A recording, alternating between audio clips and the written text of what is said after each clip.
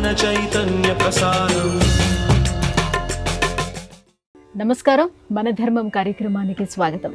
ఇవాల్టి మన ధర్మం కార్యక్రమంలో మన ధర్మ సందేహాలను నివృత్తి చేసేందుకు మనతో పాటు ఉన్నారు ప్రముఖ ఆధ్యాత్మికవేత్త ఆచార్య శ్రీ తాడేపల్లి పతంజలి గారు. గురుగారు నమస్కారం. శ్రీ దుర్గాదేవి అయి నమః. గురుగారు, దక్ష యజ్ఞం తర్వాత శ్రీ మహావిష్ణువు అమ్మవారి శరీరాన్ని 18 భాగాలుగా ఖండించారు. ఆ 18 భాగాలు పడినటువంటి చోటే అష్టాదశ శక్తిపీఠాలు అన్నారు. కానీ అమ్మవారి శక్తి స్వరూపిణి కదా, మరి శక్తి స్వరూపిణిని ఎలా ఖండించారు? అది ఎలా సాధ్యమైంది? దక్షయజ్ఞం అనేటువంటి కథ లోకంలో చాలా సుప్రసిద్ధమైనటువంటిది. శివుడు చెప్పినా అంటే తన భర్త చెప్పినా వినకుండా సతీదేవి రావటం, అక్కడ శివనింద భరించలేక తనంతట తానే, అంటే ఇక్కడ విభిన్నమైన కథనాలు ఉన్నాయి. తనంతట తానే బొటనవేలు నేల మీద అలా రాసుకొని తనంతట తానే అగ్ని సృష్టించుకొని సతీదేవి ఆహుతైపోయిందని ఒక కథనం, తనంతట తాను ప్రాణాలని విడిచిపెట్టింది అని ఇంకొక కథనం. అలా విడిచిపెట్టినటువంటి ప్రాణాలు విడవబడినటువంటి ఆ సతీదేవి యొక్క దేహాన్ని విష్ణుమూర్తి 18 ముక్కల కింద చేశాడని, చేసిన తర్వాత ఆ 18 ముక్కలు వివిధ ప్రదేశాల్లో పడ్డాయని, అవే ఇందాక మీరు చెప్పినట్లుగా అష్టాదశ శక్తిపీఠాలు, అలంపురం జోగులాంబ, ఇట్లా మనకు ప్రసిద్ధమైన ఉన్నాయి కదా, శ్రీశైలం భ్రమరాంబ, ఈ 18 పీఠాలు కింద ఏర్పడ్డాయని ఉంది. ఇక్కడ మన ప్రశ్న ఏమిటంటే, అమ్మవారు శక్తి స్వరూపిణి కదా, ఆవిడని విష్ణుమూర్తి ఖండాలుగా 18 ఖండాలుగా నరకటం ఏమిటి? అసలు ఇది ఎలా సాధ్యం? దీనిని మనం ఎలా సమన్వయించుకోవాలి అని అంటే, పెద్దవాళ్ళు దీనికి లోచూపు కింద ఒక అంతరార్థం చెప్పారు. శక్తి అక్కడ కేవలం శక్తి వరకే మీరు తీసుకోండి, మానవ శరీరము అనేటువంటి భావనకి వెళ్ళకండి. విష్ణుమూర్తి ఖండించాడు అని అంటే అన్ని చోట్ల అమ్మవారే ఉన్నది, అన్ని చోట్ల విష్ణువే ఉన్నాడు.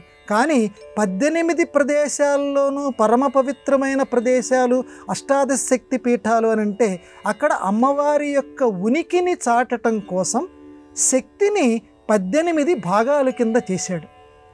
అక్కడ అంటే ఎందుకని శక్తిని ముక్కల కింద చేశాడని కదా, అక్కడ దేహం ఉందని ఆ సతీదేవి యొక్క శరీరాన్ని 18 ముక్కల కింద చేసి 18 చోట్ల విసిరేశారని చెప్పి అక్కడ అర్థం కాదు. శక్తిని 18 భాగాల కింద చేసి లోకోపకారం కోసం, లోకంలో మనందరం కొలవటానికి కోసం, చక్కగా ఆవిడ్ని పూజించుకోవటానికి కోసం 18 చోట్ల, కొంతమంది 54, కొంతమంది 52, కొంతమంది 24, ఇలా శక్తిపీఠాలు రకరకాలు చెప్తారు. కానీ ప్రసిద్ధమైంది మాత్రం అష్టాదశ శక్తిపీఠాలే. అంటే 18 చోట్ల ఎందుకు పెట్టారు అని అంటే, ఈ 18 ప్రదేశాలు కూడా మనం జాగ్రత్తగా ఊహ చేస్తే ఒకటి ఒరిస్సాలో ఉన్నాయి, ఒకటి కాశ్మీర్లో ఉంది, ఇట్లా దేశంలో వివిధమైనటువంటి ప్రదేశాలు ఒక చోట లేవమ్మా. మొత్తం అన్ని ప్రదేశాల్లోనూ ఈ 18 శక్తికి సంబంధించినటువంటి దేవతల్ని విష్ణుమూర్తి చేశాడు. ఆ శక్తికి నిలయంగా దేవతని, అమ్మవారిని అక్కడ ఉంచాడు. అంతేగాని శరీరాన్ని ముక్కలు చేశాడని అర్థం తీసుకోకండి. ఎందుకు ఉంచాడు? ఆధునిక పరిభాషకు వద్దాం.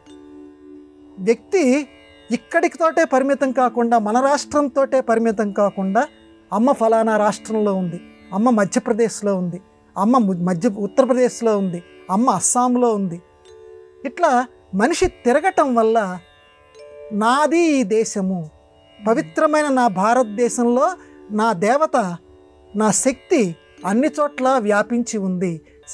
అన్ని చోట్ల వ్యాపించి ఉందని ప్రతి వాళ్ళకి తెలుసు. కానీ అన్ని చోట్ల వ్యాపించి ఉందని చెప్పి ఆవిడ్ని స్వయంగా చూడటంతో మానవుడిలో విపరీతమైనటువంటి దైవ భక్తి ఇంకా బాగా పెరుగుతుంది.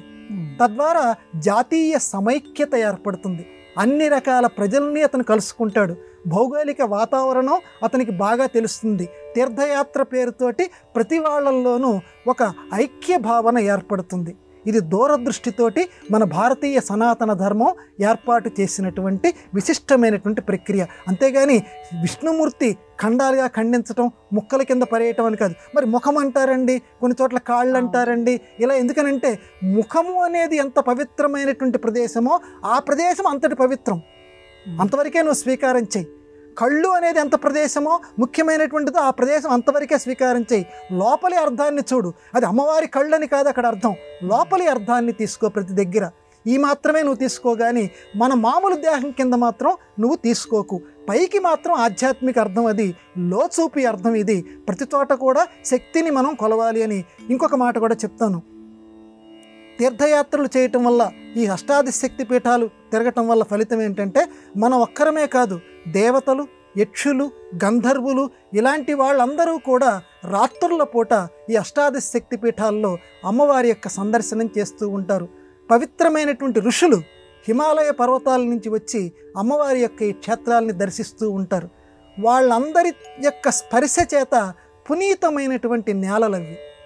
ఎందుకంటే మహాత్ములు తిరుగాడుతున్నటువంటి ప్రదేశాలు. అందువల్ల మానవులమైన మనం ఆ అష్టాదశ శక్తి పీఠాలు చూడటానికి వెళ్ళినప్పుడు వాళ్ళందరి పాదాలు మోపబడినటువంటి పవిత్రమైన ప్రదేశాల్లో ఉంటే మనలో ఉన్నటువంటి పాపాలు దానంతటవే క్షయించిపోతాయి కాబట్టి, నశించిపోతాయి కాబట్టి, ఆ మహాత్ముల పాదధూళి మనకు అంటుతుంది కాబట్టి తీర్థయాత్రలు చేయమన్నారు. అందులోనూ శక్తిపీఠాలు సందర్శించమన్నారు. జీవితంలో అష్టాదశ శక్తిపీఠాలు ప్రతి వ్యక్తి కూడా సందర్శన చేయమన్నారు. ఒకటి, అమ్మవారి యొక్క శక్తిని గ్రహించటం. రెండు, ఆ మహానుభావుల పాదస్పర్శకి మనం నోచుకోవటం. ఇది అష్టాదశ శక్తిపీఠాల్లో విష్ణువు ఖండించడం వెనకాల ఉన్నటువంటి పరమార్థం. గురువుగారు, భగవంతుని నామస్మరణ చేయటంలో భక్తుడికి కలిగే ఆ ప్రీతి ఏర్పడటానికి కారణాలు ఏమిటి? ఇది వ్యాస భగవానుడు భాగవతంలో చెప్పాడు. సత్యం విషయంలో మనకి బంధం ఏర్పడితే భగవంతుని మీద ప్రీతి దానంతటదే ఏర్పడుతుంది. కొంచెం ఈ వాక్యం జాగ్రత్తగా ఆలోచించాలి. సత్యం మీద మనకి బంధం ఏర్పడితే, అంటే సత్యం పట్ల, సత్యంతో మనం బంధం ఏర్పరచుకుంటే భగవంతుడి పట్ల ప్రీతి ఏర్పడుతుంది. సత్యం ఏంటండి? సత్య వస్తువు అని ఒకటి ఉంది నాయన.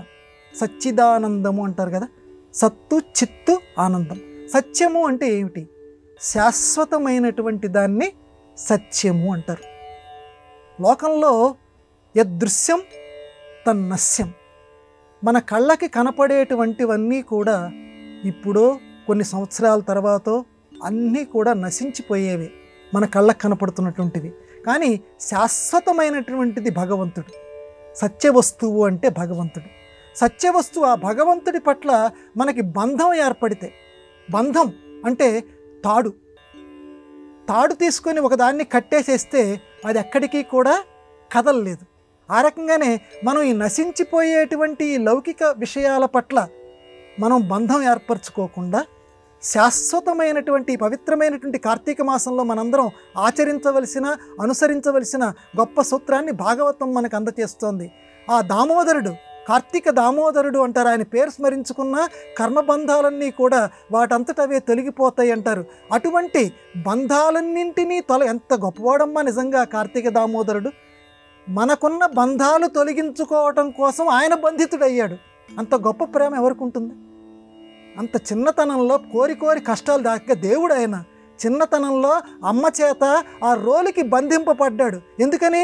మనకున్నటువంటి బంధాలు తొలగించడం కోసం. ఎందుకంటే ఆ రోలుని ఈడ్చుకుంటూ రావటం వల్ల ఆ రెండు మధ్య చెట్లు విరిగిపోయాయి. అందులో ఉన్నటువంటి దేవతలకి శాప విమోచనమైంది.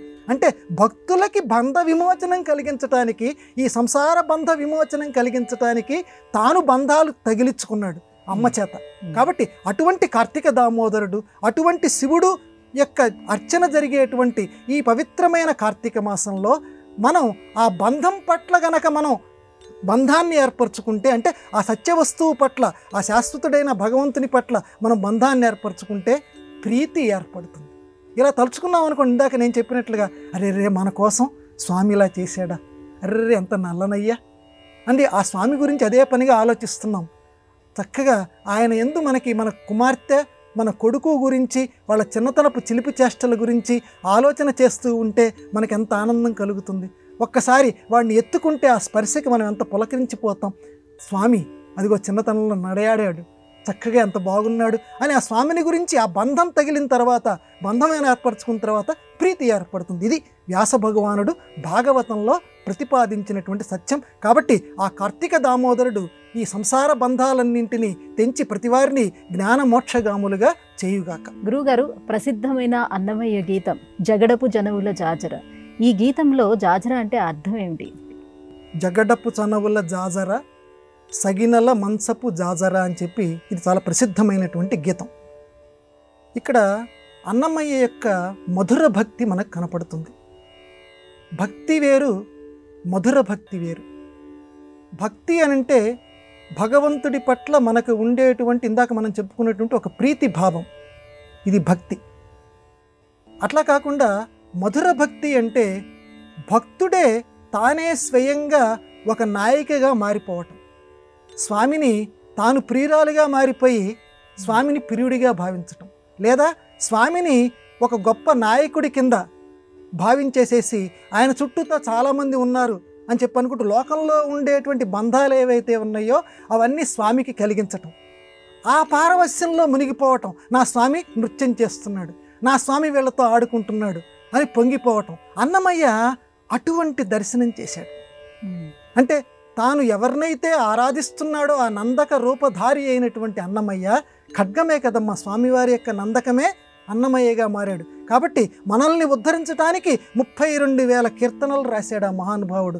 అటువంటి ఆ అన్నమయ్య చాలా మటుకు శృంగార కీర్తనలే రాశాడు, మధుర భక్తి కీర్తనలు అంటారు వాటిని. అందులో ఒక కీర్తన జగడప్పు చన్నవుల్ల జాజరా. అంటే జాజరా అంటే చక్కగా చల్లటం అమ్మ, పుష్పాలు చల్లటం, ఇలాంటివి పరవశింప చేయటం, అంటే ఆనందానుభూతిలో వచ్చినటువంటి ఒక గొప్ప అనుకరణ శబ్దం. జాజర పాటలు, గొబ్బెమ్మ పాటలు ఇవి ఒకనాడు తెలుగు నేల చాలా విస్తారితమైనటువంటి పదాలు. ఇప్పుడిప్పుడు జాతి వాటిని మర్చిపోతోంది, కానీ గొబ్బి పాటలు, జాజర పాటలు, ఈ ఏలే పాటలు, సువ్వి పాటలు ఇవన్నీ కూడా తెలుగునాట చాలా ప్రసిద్ధి పొందినటువంటి ఒకనాటి సంప్రదాయ పదాలు.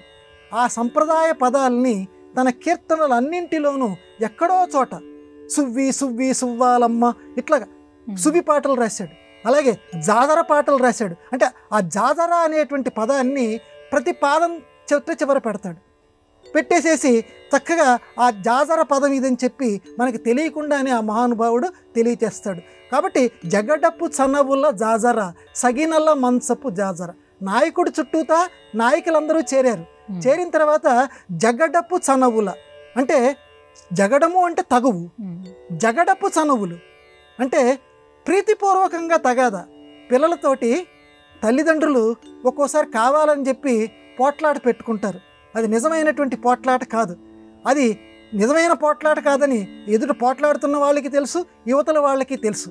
కానీ పోట్లాట పెట్టుకుంటారు కొద్దిసేపు వినోదం కోసం. ఆ రకంగానే నాయికా నాయకులు, ఆ వెంకటేశుడు అనేటువంటి నాయకుడు గోపికలతో అందరితో కలిసి, ఇప్పుడు గోపికలతోటి శ్రీకృష్ణ పరమాత్మ నృత్యం చేశాడు అని భాగవతంలో ఉంది. తెలియనటువంటి వాళ్ళు ఏమనుకుంటారంటే, ఏంటండి ఆడవాళ్లతో కలిసి శ్రీకృష్ణుడు నృత్యం చేశాడా, ఏంటంటే అది ఆ భాగవత గ్రంథం మనం ఈరోజు నెత్తిన పెట్టుకోవాల్సిన అవసరం ఏముంది అని పవిత్రమైన కార్తీక మాసంలో అనుకునేవాళ్ళు కొంతమంది ఉండవచ్చు. కానీ ఒక్కసారి మనం మర్చిపోకూడదు, గోవర్ధన పర్వతాన్ని ఈ గోపికలతోటి నృత్యం చేసిన సందర్భంలో ఆ మహానుభావుడి వయస్సు 7 సంవత్సరాలు.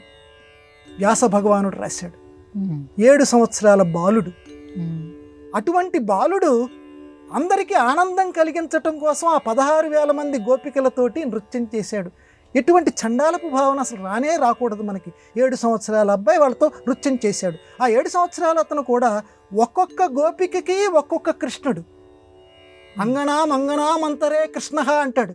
అంటే ఒక గోపికకి మధ్యలో ఇంకొక కృష్ణుడు ఉన్నట్ట. అలా ఉండటం ఆ మహానుభావుడికే, ఆ దామోదరుడికే, ఆ కార్తీక దామోదరుడి వల్లే అయింది. కాబట్టి అందరి మధ్యలో ఒక్కొక్క కృష్ణుడి కింద ఉండి నృత్యం చేశాడు. కాబట్టి గోపీ లీలలు, రాసలీలలు, ఆ రకమైన భావన మనం వెళ్ళాలి. ఇక్కడ కూడా అన్నమాచార్యుల వారు కూడా జగడపు చనవుల జాజర సగినల మంచపు జాజర. సగినల మంచము అని అంటే దిండ్లు కుయ్ కుయ్ అని పీకలు పెడుతుంటాయట, మంచం మీద కూడా చప్పుళ్ళు చేస్తుంటాయట. అటువంటి మంచాన్ని పూర్వకాలంలో, ఇప్పుడు పందిరి మంచాలు, సగినెల మంచాలు అని పూర్వకాలంలో ఉండేవి. ఇప్పుడు అటువంటి మంచాలు పక్కకు తప్పుకున్నాయి. అంటే ఒక పూర్వకాలంలో ఉన్నటువంటి ఆచార వ్యవహారాలని కూడా అన్నమయ్య తన కీర్తనలోకి పట్టుకొచ్చాడు. సగినెల మంచం, అటువంటి విచిత్రమైనటువంటి పందిరి మంచం లాంటిది, కుయ్ కుయ్ అని చప్పుళ్ళు చేసేటువంటిది, చిత్ర విచిత్రమైనటువంటి బొమ్మలు కలిగినటువంటిది. అటువంటి మంచాల దగ్గర చక్కగా నాయికా నాయకులిద్దరు కూడా మధుర భక్తితోటి ఒకరి మీద ఒకరు అభిమానం చూపించుకున్నారు. ఆ రకమైన మధుర భక్తితోటి అన్నమయ్య కీర్తనలు దర్శించి ఈ పవిత్రమైన కార్తీక మాసంలో మనం పునీతులమగుదుం గాక. గురువుగారు, ధర్మ పన్నాలు చెప్పకు అని చెబుతూ ఉంటారు కదా, ఇందులోని పన్నాలు అంటే ఏమిటి, ధర్మానికి దీనికి సంబంధం ఏమిటి? ఎవరైనా ఒక విషయాన్ని కొంచెం వక్రీకరించి చెప్తున్నారు ధర్మాన్ని, లేకపోతే ఆ ధర్మాన్ని ఎదుటి వ్యక్తి మనస్సులో బాగా నాటుకోవాలని చెప్పి బాగా గట్టిగా చెప్తున్నారు. అప్పుడు రెండు చోట్ల కూడా ఈ ధర్మ పన్నాలు చెప్పకలే, చాలులే అని ఎదుటివాడు అంటాడు. వాడు పెద్ద ధర్మ పన్నాలు చెప్తున్నాడు రా అంటే ధర్మానికి సంబంధించి యుక్తులు చెప్తున్నాడు, కుయుక్తులు చెప్తున్నాడు. అంటే ధర్మాన్ని వక్రీకరించి ఎవడైతే చెప్తున్నాడో అటువంటి వ్యక్తిని ధర్మ పన్నాలు చెబుతున్నాడు అని అంటారు. అంటే ధర్మాన్ని ఉండవలసినటువంటి కోణంలో కాకుండా ఇంకొక కోణంలో, తనకి నచ్చినటువంటి కోణంలో పరిశీలించి చెప్పేటువంటి వాడు. కర్ణుడు చిట్ట చివర రథం భూమిలోకి కుంగిపోతున్నప్పుడు కృష్ణ పరమాత్మ సారథి కింద కూర్చొని ఉన్నాడు. అర్జునుడు బాణం వేయటానికి సిద్ధంగా ఉన్నాడు. బావా బాణం వేసే అన్నాడు కృష్ణుడు. కర్ణుడు ఏమన్నాడో తెలుసా? కృష్ణ, మీరేమో రథం మీద కూర్చున్నారు, నా రథ చక్రమేమో భూమిలోకి కుంగిపోయింది, నేనిప్పుడు యుద్ధం చేసేటువంటి పరిస్థితిలో లేను, ఇప్పుడు యుద్ధం చేయమంటావా? నా మీదకి బాణం వేయమని అర్జునుడికి చెప్తావా నువ్వు? ఇదేమిటయ్యా, ఇదేమన్నా ధర్మమా అని అంటాడు కర్ణుడు. రే, ఎక్కడికి పోయిందిరా అలనాటి నిండు సభలో ద్రౌపదీదేవిని ఎంతగా అవమానించావు, అప్పుడు ఈ ధర్మం ఎక్కడికి పోయింది? యుద్ధానికి సిద్ధంగా లేనటువంటి దుర్యోధనుణ్ణి ఘోషయాత్రా నెపం మీద తీసుకొని వచ్చి అవమానం చేశావు, అప్పుడు ఈ ధర్మం ఏమైపోయింది? విరాట పర్వంలో ఆ గోవుల్ని అపహరించాలని చెప్పి పాండవులు ఎక్కడున్నారో తెలుసుకొని మళ్ళీ అరణ్యవాసాలు పంపించాలని చెప్పి దుర్యోధనుడితో సహా వచ్చావు, అప్పుడు ఈ ధర్మం ఏమైపోయింది? ఇట్లాగా అతను చేసినటువంటి అంటే ధర్మంగా కానటువంటి కృత్యాలు ఏవైతే ఉన్నాయో అవన్నీ చెప్తూ ఇప్పుడు పెద్దగా ధర్మపన్నాలు చెబుతున్నావే నువ్వు, ఇప్పుడు నీకు కావాల్సి వచ్చిందా అంటే ధర్మం అని చెప్పి పెద్ద గర్జిస్తున్నావే అని చెప్పి కృష్ణుడు వెక్కిరిస్తూ వేసేయి అన్నాడు. కృష్ణుడి యొక్క మాటని పాటించి అర్జునుడు బాణం వేశాడు, కర్ణుడు చనిపోయాడు. అంటే ఇక్కడ ధర్మపన్నాలు చెప్పటం అని అంటే ఏంటంటే ధర్మాన్ని తనకి అన్వయించుకొని కుయుక్తిగా మాట్లాడటం. అక్కడేమో ధర్మం ధర్మం అన్నాడు, ఇక్కడ నిజంగా ధర్మం ధర్మం అంటున్నాడు కానీ వాడు చేసింది అధర్మం. అలాంటి పరిస్థితుల్లో ఈ ధర్మపన్నాలు చెప్పటం అనేటువంటి సందర్భాన్ని ఎక్కువ వాడుతూ ఉంటారు. గురుగారు, మరి కర్ణుడు పాండవుల విషయంలో చేస్తుంది తప్పు అని తెలిసి కూడా ఎందుకు చేశాడు? కర్ణుడు తాను చేస్తుంది తప్పు అని విషయాన్ని ఎవరితో అన్నాడు? ఇంకెవరితో అన్నాడు? ఆ కృష్ణుడితోటే అన్నాడు. అందుకే కర్ణపాత్ర భారతానికి తల కర్ణుడు అని ఒక మాట ఉంది. మన శరీరంలో తల ఉంటే మిగతా శరీరానికి విలువ, తల ఖండించబడితే మిగతా శరీరానికి విలువ లేదు. ఆ రకంగానే భారతం కథ మొత్తానికి కూడా తల లాంటివాడు కర్ణుడు. అతనొక్కడు ఉండటం వల్ల భారత కథ ఉంది. ఎట్లానంటే అతనే గనక లేకపోతే దుర్యోధనుడు యుద్ధం ప్రకటించేవాడు కాదు. కర్ణుడు ఉన్నాడు అనేటువంటి ధైర్యంతో పాండవుల మీదకి దుర్యోధనుడు యుద్ధం ప్రకటించాడు. అటువంటి కర్ణుడు కృష్ణుడు రాయబార సందర్భంలో సభలో 5 ఊళ్ళైనా పాండవులకు ఇవ్వండి అని చెప్పాడు. దుర్యోధనుడు సూది మొన మోపినంత స్థలం కూడా, సూది ఎంత ఉంటుందమ్మా, దాని మొన ఎంత ఉంటుందమ్మా, అంత స్థలం కూడా నేను పాండవులకు ఇవ్వను అన్నాడు. సరే మీ కర్మ అనుభవిస్తారు మీరని చెప్పాడు. యుద్ధంలో అందరం కలుసుకుందాం అని చెప్పాడు. ఆ సాయంత్రం కర్ణుణ్ణి కలుసుకున్నాడు శ్రీకృష్ణ పరమాత్మ. కలుసుకొని, కర్ణ, నువ్వెవరివో నీకు ఈ పాటికి తెలిసే ఉంటుంది అనుకుంటున్నాను, అయినా చెప్పటం నా ధర్మం కాబట్టి చెప్తున్నాను. నువ్వు కుంతీపుత్రుడివి, సూర్యుడికి కుంతికి జన్మించినటువంటి వాడివి. ఇప్పటికైనా సరే నువ్వు పాండవుల వైపున రా. చక్కగా ధర్మం పాండవుల వైపున ఉంది కాబట్టి యుద్ధంలో వాళ్లే గెలుస్తారు కాబట్టి ధర్మరాజు గారు నువ్వు వాళ్ళ అన్నగారివి అని తెలిసిన మరుక్షణం నీకే రాజ్యం అప్పచెప్తారు, నిన్నే రాజు కింద కూర్చోబెడతారు.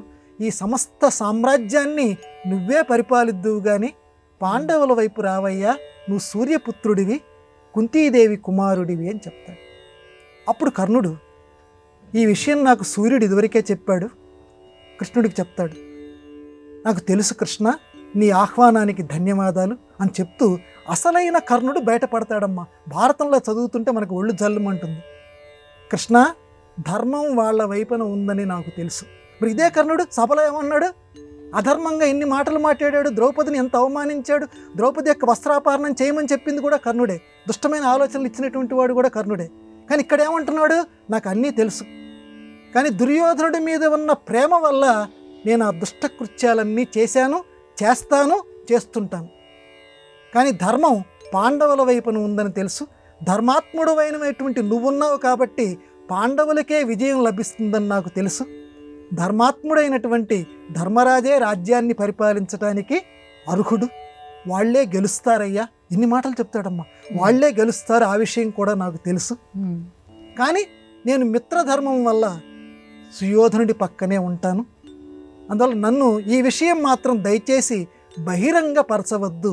నేను మరణించేంత వరకు కూడా ఈ విషయాన్ని నీ దగ్గర నుంచి నేను కోరుకునేటువంటి వరం ఒక్కటే. మహాభారతంలో వ్యాస భగవానుడు రాస్తాడు, ఈ విషయం బహిరంగపరచకు, నేను మరణించేంత వరకు కూడా యుద్ధంలో పాండవులే గెలుస్తారు, నీకు నమస్కారం, ఈ రకమైన సందేశం నాకు ఇచ్చినందుకు అంటాడు. అంటే ఇప్పుడు చూడండి, ఇందాక నేను మొట్టమొదట పేర్కొన్నానే, కర్ణుడు భారతానికి తల లాంటి వాడని. అన్నీ తెలుసు ఆయనకి. తెలిసి కూడా ఆ దుష్ట చతుష్టయంలో ఒక భాగం కింద మిగిలిపోబట్టి ఆయన చరిత్ర అలా కీర్తి శేషుడిగా మిగిలిపోయింది. అందువల్ల కర్ణుడు తెలిసి కూడా అధర్మం పక్కనే ఉన్నాడు, ధర్మం గెలుస్తుందన్న విశ్వాసం కలిగినటువంటి వాడు. గురుగారు, శ్రీశైలం మల్లన్న శిరసుంచేన చేనంత గంగమ్మ వాన అని దేవులపల్లి కృష్ణశాస్త్రి గారు రాసిన ఈ సంప్రదాయ కవిత సౌందర్యం గురించి వివరిస్తారా? అద్భుతం అమ్మ. సాధారణంగా తీపి పదార్థం ఇష్టం లేనటువంటి వాళ్ళు ఎవరు ఉండరు లోకంలో. అలాగే సంప్రదాయ సాహిత్యంలో ఆధునిక గీత రచయితల సందర్భంలో దేవులపల్లి కృష్ణశాస్త్రి గారిది ఒక ప్రత్యేకమైనటువంటి మధుర ఫణితి. మధుమయ ఫణితి నా మార్గదర్శి మహర్షి అని సంస్కృతంలో ఒక మాట ఉంది.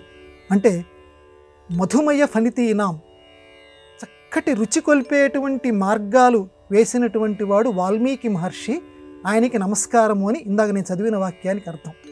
ఆధునిక కవితా జగత్తులో ఆ రకంగా తేనెలొలికేటువంటి మధురమైన మార్గాలు, పదాలు వేసినటువంటి మహాకవి దేవులపల్లి కృష్ణశాస్త్రి. తేనె బొట్లు నాలిక మీద చిందించేటట్లుగా, అమృతం మనం భుజించుతున్నట్లుగా చక్కటి కవిత్వం రాసేటువంటి వాడు దేవులపల్లి కృష్ణశాస్త్రి. కవిత్వంలో సంయుక్తాక్షరాలు, ద్విత్వాక్షరాలు సాధ్యమైనంత వరకు తగ్గించి లలితమైనటువంటి పదాలతోటి చక్కటి సాహిత్యాన్ని రాసినవాడు దేవులపల్లి కృష్ణశాస్త్రి. ఒక దేవుడిని ఎంత దగ్గరగా ఆత్మీయంగా ఇందాక మీరు చెప్పారే పరిచయం చేస్తున్నాడు చూడండి. శ్రీశైలం మల్లన్న శిరసొంచేన చేనంత గంగమ్మ వాన. శ్రీశైలం మల్లన్న, మల్లన్న అంటారు మల్లికార్జున స్వామిని. అక్కడ చాలామంది తెలియక ఇప్పటికీ కూడా చాలామంది నేను ఘోష పెడుతుంటాను, మల్లికార్జున స్వామి అంటారు. శాఖాహారం అని ఏ రకంగా అంటారో, శాఖాహారం ఏమిటి? శాఖ అంటే కొమ్మ, శాఖాహారం అంటే ఏంటమ్మా? కొమ్మలు తినేటువంటి ఆహారం. కొమ్మలతో ఆహారం ఎవడన్నా స్వీకరిస్తాడా? దాన్ని శాఖాహారం అనాలి, మామూలు కాబెట్టాలి. శాఖము అంటే కూర, కూరలతోటి చేసేటువంటి ఆహారాన్ని, కూరలతో మనం చేసేటువంటి ఆహారాన్ని శాఖాహారము అంటారు. శాఖాహార భోజన హోటల్ అనాలి. కానీ ఇప్పటికీ కూడా చాలామంది శాఖాహార అంటే కొమ్మలతోటి వండేటువంటి ఆహారం అని భాషని ఆ రకంగా భ్రష్టు పట్టిస్తున్నారు. సరే, ఆ విషయం పక్కన పెడితే మల్లికార్జున స్వామి దగ్గర కూడా అదే బాధ. మల్లికార్జున కాదు, అది మల్లిక అర్జున. మల్లికుడు అంటే మల్లిక అనేటువంటి అమ్మాయి చేత పూజలు అందుకునేటువంటి వాడు. పార్వతీదేవి మల్లికా రూపంలో అర్జున పుష్పాలతోటి, తెల్లటి పుష్పాలతోటి స్వామివారిని అర్చన చేసిందట. అందుకే ఆయన మల్లికార్జునుడు, మల్లేశ్వరుడు ఇంకొక పేరు. మల్లికలతోటి పూజలు అందుకున్నాడు కాబట్టి ఆయన మల్లేశ్వరుడు. కృష్ణశాస్త్రి గారు అంతటితో ఆగల. శివుణ్ణి పవిత్రమైన కార్తీక మాసంలో మనం స్మరించుకుంటున్నాం. మల్లన్న అన్నాడు. రామన్నా రే కిష్టయ్య ఇటు రారా అంటే మనకి తెలియనటువంటి ఒక ఆనందం మనకు కలుగుతుంటుంది. అయ్యా అన్న అనేటువంటి పదాలు మన తెలుగు వాళ్ళల్లో చాలా ఆనందాన్ని కొలిపేటువంటి పదాలు. అందుకే మల్లికేశ్వరుడు, మల్లికార్జునుడు ఇలాంటి పదాలని తీసివేసి కృష్ణశాస్త్రి గారు మల్లన్న అన్నాడు శివుణ్ణి పట్టుకొని. శ్రీశైలం మల్లన్న, శ్రీశైలంలో ఉన్నటువంటి ఆ మల్లన్న, ఆ శివుడు శిరస్సు వంచేనా. ఒక్కసారి కనుక ఆయన శిరస్సు మీద ఏముంది? గంగమ్మ ఉంది. గంగమ్మ శిరస్సు మీద ఉంది. ఆయన ఒక్కసారి మనం పడుతున్నటువంటి రైతులు పాడుకుంటున్నారు ఈ పాట. ఆయన ఒక్కసారి తలకాయి ఒక్కసారి కిందికి వంచితే బాగు. అసలు ఏ ఊహమ్మ! ఆ ఊహకి, ఆయన పాదాలకి, ఆయన పదాలకి మనం నమస్కారం చేయాలి. ఒక్కసారిట ఆ శ్రీశైల మల్లన్న, ఆ శివుడు శిరస్సు వంచేనా, ఒక్కసారి తల కిందికి వంచితే బాగుండురా. చేనంతా గంగమ్మ వాన. ఒక్కసారి గంగమ్మ ఆయన నెత్తి మీద ఉంది కదా. ఎప్పుడైతే మనిషి ఇలా వంగుతాడో మొత్తం నీళ్ళన్నీ కింద పడిపోతాయి కదా. అబ్బబ్బబ్బా, ఎన్ని వర్షాలు మనకు కురుస్తాయిరా. స్వామి స్వామి, ఓ శ్రీశైల మల్లన్న స్వామి, ఒక్కసారి నువ్వు శిరస్సు వంచవయ్యా, నీ తలకాయ వంచవయ్యా, మాకు వానలు కురిపించవయ్యా అని ఆ అమాయక రైతుల యొక్క హృదయాలలోకి దూరి వాళ్ళ భాషకి అనుగుణంగా ఆధ్యాత్మికతని కలబోసి మల్లికేశ్వరుణ్ణి, మల్లికార్జునుణ్ణి మల్లన్న అని పిలిచి మన హృదయాలకి సన్నిహితం చేసిన దేవులపల్లికి ఈ కార్తీక సమారాధనలో జోహార్. గురుగారు, ఇవాళ మన ధర్మం కార్యక్రమంలో మాకు వచ్చినటువంటి ఈ ధర్మ సందేహాలన్నీ కూడా నివృత్తి చేసినందుకు ధన్యవాదాలండి. నమస్కారం అమ్మా. ఇది ఇవాళ మన ధర్మం కార్యక్రమం. రేపటి మన ధర్మం కార్యక్రమంలో మళ్ళీ కలుసుకుందాం. నమస్కారం. ఈ కార్యక్రమాన్ని తిరిగి చూడాలనుకుంటే www.youtube.com/ETV Life Spiritual లో చూడవచ్చు.